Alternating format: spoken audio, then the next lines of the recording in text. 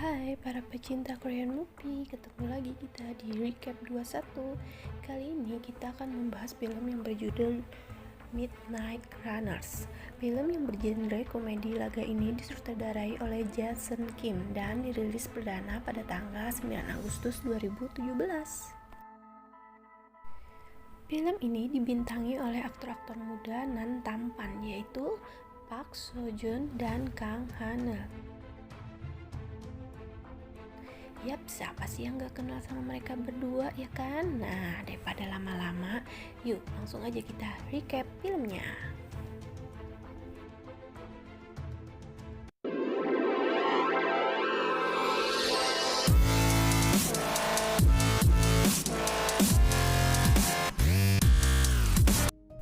Film ini diawali dengan perpisahan antara orang tua dan anaknya yang memasuki tes akademi kepolisian, di mana alasan Park Ki Jun yang diperankan oleh Park Seo Joon masuk akademi karena ibunya yang tidak memiliki uang, sehingga ia lebih memilih akademi kepolisian karena gratis. Berbeda dengan Kang Heo yang diperankan oleh Kang Ha-neul adalah anak lulusan SMA, jurusan sains. Ia masuk akademi polisi karena ingin mencoba hal yang baru di hidupnya. Tes yang harus mereka jalani yaitu berupa pelatihan militer di asrama kurang lebih 2 minggu sebagai syarat untuk menjadi mahasiswa akademi sesungguhnya. Mereka diwajibkan mengikuti peraturan yang ada, mulai dari penampilan dan cara berpakaian, mengikuti pembelajaran materi dasar, hukum, latihan fisik, dan bela diri. Makanan mereka pun juga dibatasi. Hubungan Park Ki Jun dan Kang Heol awalnya tidak baik dan saling ejek, tetapi pada suatu hari Heol memberikan sosis kepada Gi Jun karena ia terbiasa dengan pola makanan sehat sehingga ia tidak makan makanan seperti sosis. Ketika tes terakhir tiba, yaitu lari ke gunung dengan jalanan naik dan turun dalam waktu 1 jam. Apabila lebih dari itu, mereka akan dianggap tidak lulus. Nah, ketika di perjalanan, Heol mengalami cedera pada kaki yang membuat ia tidak bisa berjalan. Dia meminta pertolongan tetapi tidak ada yang membantu. Sampai akhirnya Ki Jun lewat dan meminta bantuannya. Walaupun awalnya Ki Jun enggan membantu, tetapi pada akhirnya mau karena diiming-imingi makanan stik daging. Hal ini membuat mereka tiba di finish di urutan terakhir dan melebihi waktu yang ada. Tetapi ternyata mereka berdua tidak dihukum, sedangkan rekan yang lain harus mengulangi kembali tes tersebut.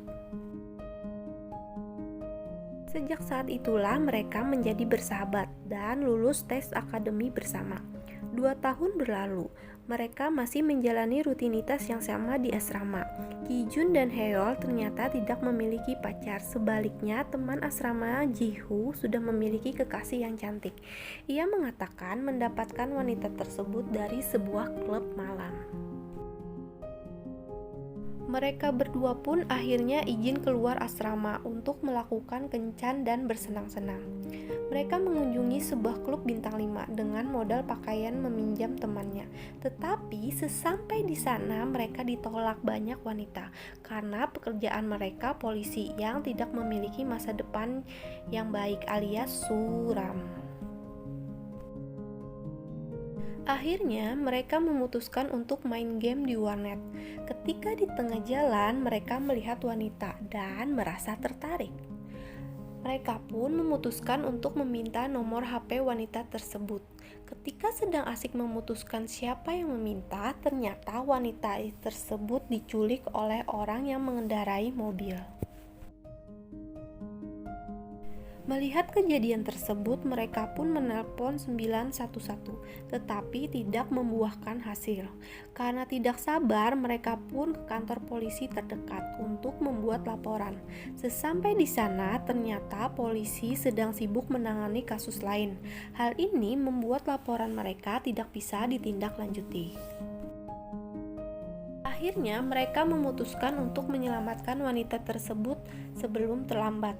Mereka pun akhirnya kembali ke lokasi kejadian. Di sana, mereka menemukan plastik hitam milik perempuan tersebut yang di dalamnya terdapat makanan tteokbokki.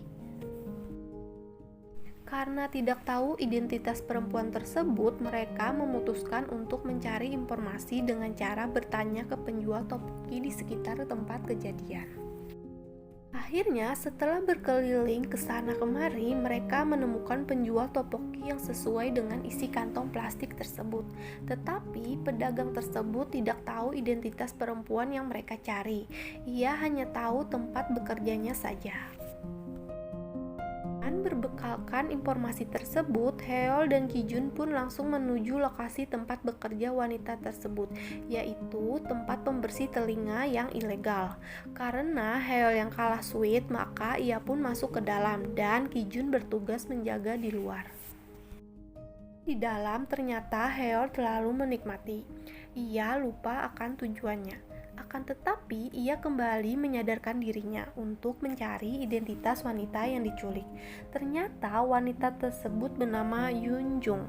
Ia tinggal bersama pacarnya semenjak kabur dari rumah. Kijun yang menunggu di luar ternyata tidak tahan akan godaan mie dan sosis. Ia pun malah makan di tos serbak. Dan tidak beberapa lama polisi datang untuk patroli. Kijun pun berusaha mengalihkan perhatian polisi dengan cara mengejek polisi tersebut.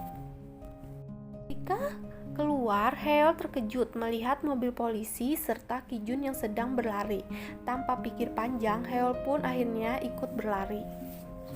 Sampai di rumah pacar Yujun, ada seorang pria kurus yang membuka pintu.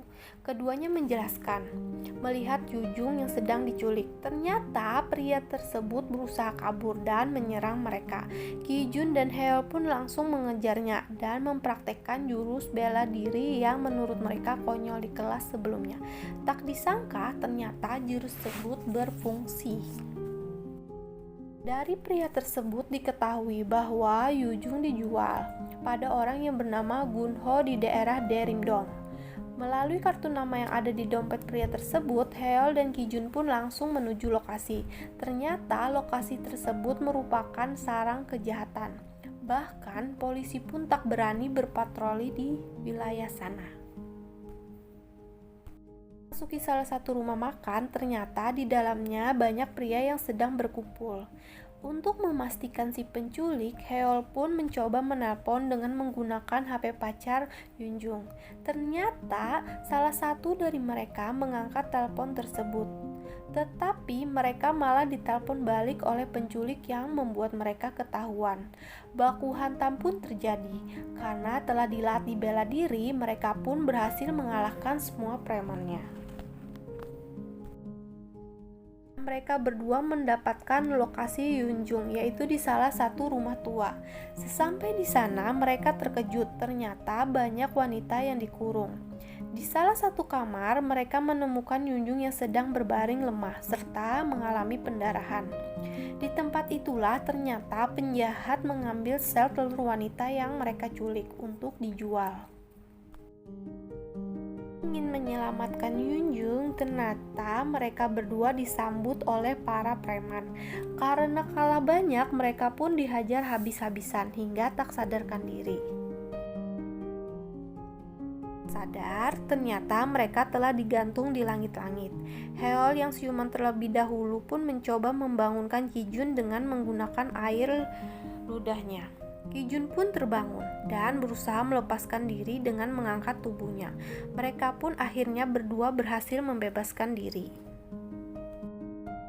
Ketika sedang melewati para penjahat yang sedang tertidur, tiba-tiba jam tangan Kijun malah berbunyi, yang membuat para penjahat terbangun. Mereka berdua pun langsung berlari, tetapi para komplotan penjahat mengejar mereka.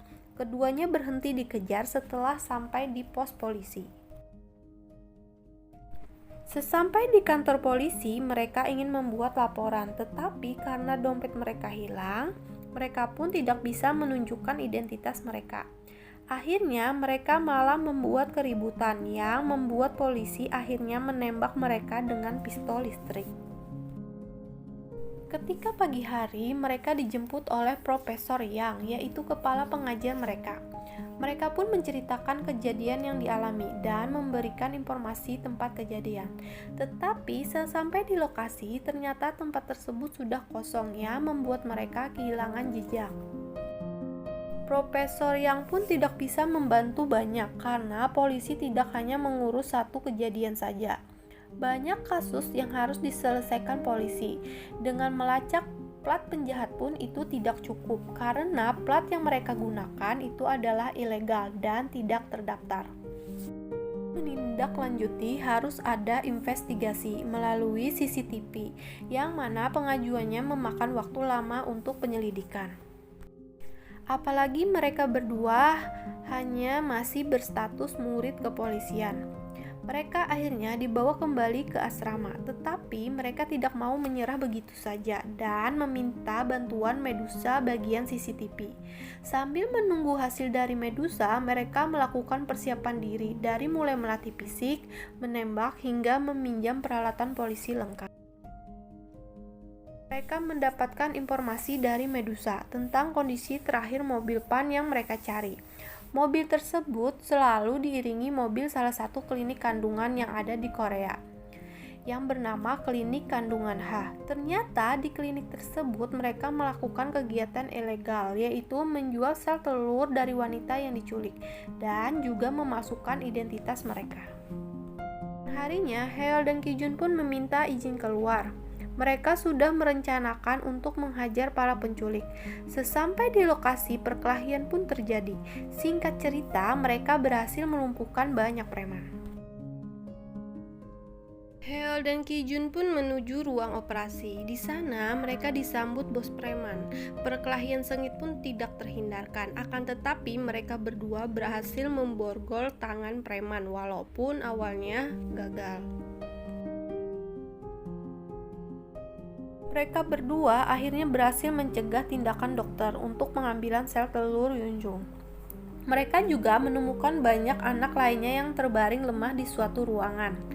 Akhirnya mereka menghubungi Profesor Yang untuk meminta bantuan meski resikonya akan dikeluarkan. Misi penyelamatan mereka pun berhasil. Beberapa hari setelah kejadian tersebut, mereka dipanggil oleh Profesor Yang. Mereka pun menunggu hasil rapat, apakah mereka harus dikeluarkan atau tetap melanjutkan akademi. Di perdebatan sengit di antara dua kubu, akhirnya Profesor Yang menengahi, di mana mereka sebenarnya telah berhasil mendidik Kang Haeol dan Pak Kijun dengan baik. Walaupun tindakan mereka secara sistem dianggap buruk, namun mereka telah melakukan keberanian demi menolong orang lain. Akhirnya Kijun dan Haeol pun harus mengulang 1 tahun masa pendidikan dan melakukan kerja bakti selama 500 jam. Ketika mereka berdua sedang bersih-bersih, ternyata Yujung datang untuk menyapa mereka. Ia sangat berterima kasih karena berkat mereka berdua, ia bisa menjalani hidup normal kembali. Keduanya pun mengajak Yunjung untuk jalan-jalan, melihat kampus mereka, dan film pun berakhir.